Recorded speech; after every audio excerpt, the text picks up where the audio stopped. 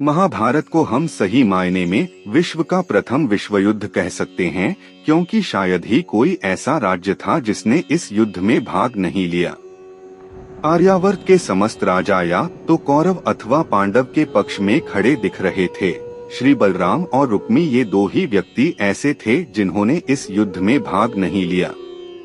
कम से कम हम सभी तो यही जानते हैं, किंतु एक और राज्य ऐसा था जो युद्ध क्षेत्र में होते हुए भी युद्ध से विरत था। वो था दक्षिण के उडुपी का राज्य।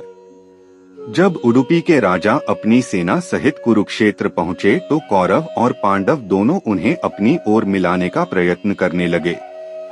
उडुपी के राजा अत्यंत दूरदर्शी थे।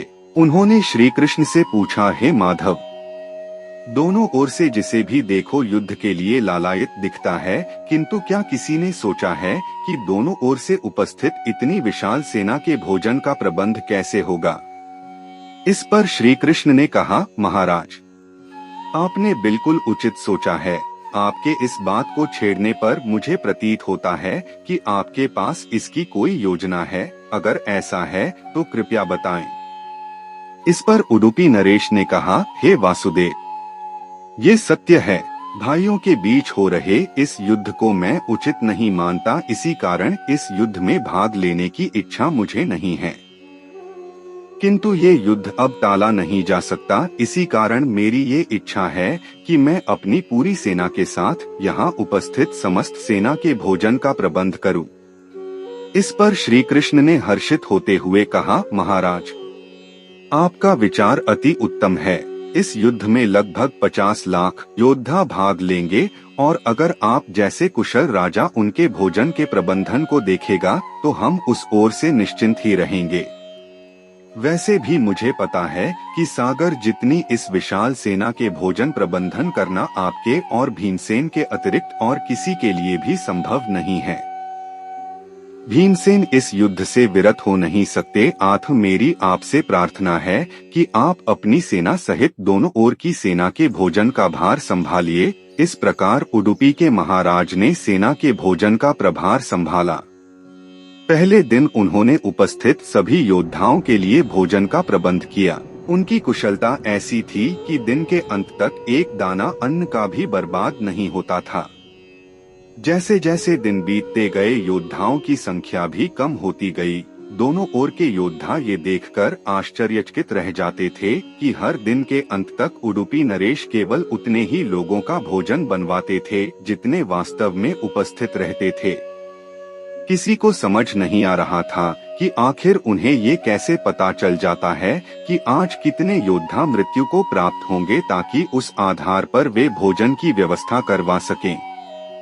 इतने विशाल सेना के भोजन का प्रबंध करना अपने आप में ही एक आश्चर्य था, और उस पर भी इस प्रकार की अन्न का एक दाना भी बर्बाद ना हो, ये तो किसी चमत्कार से कम नहीं था। अंततः युद्ध समाप्त हुआ और पांडवों की जीत हुई। अपने राज्याभिषेक के दिन आखिरकार युधिष्ठिर से रहा नहीं गया और उन्होंने उडुपी नरेश से पूछ ही लिया कि महाराज, समस्त देशों के राजा हमारी प्रशंसा कर रहे हैं कि किस प्रकार हमने कम सेना होते हुए भी उस सेना को परास्त कर दिया जिसका नेतृत्व पितामह भीष्म, गुरु द्रोण और हमारे ज्येष्ठ भ्राता कर्ण जैसे महारथी कर रहे थे। किंतु मुझे लगता है कि हम सबसे अधिक प्रशंसा के पात्र आप हैं, जिन्होंने न केवल इतनी विशाल सेना के लिए भोजन का प्रबंध किया, अपितु ऐसा प्रबंधन किया कि एक दाना भी अन्न का व्यर्थ ना हो पाया। मैं आपसे इस कुशलता का रहस्य जानना चाहता हूँ। इस पर उडुपी नरेश ने हंसते हुए कहा, सम्राट, आपने जो इस युद्ध में विजय पाई है उसका श्रेय किसे देंगे? इस पर युधिष्ठिर ने कहा, श्री कृष्ण के अतिरिक्त इसका श्रेय और किसे जा सकता है? अगर वे ना होते तो कौरव सेना को परास्त करना असंभव था।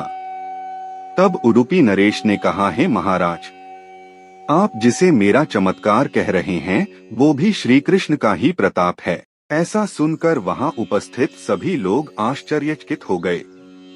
तब उडुपी नरेश ने इस रहस्य पर से पर्दा उठाया और कहा, हे महाराज, श्री कृष्ण प्रतिदिन रात्रि में मूंगफली खाते थे। मैं प्रतिदिन उनके शिविर में गिनकर मूंगफली रखता था और उनके खाने के पश्चात गिनकर देखता था कि उन्होंने कितनी मूंगफली खाई है। वे जितनी मूंगफली खाते थे उससे ठीक 1000 गुना सैनिक अगले दिन युद्ध में मारे जाते थे।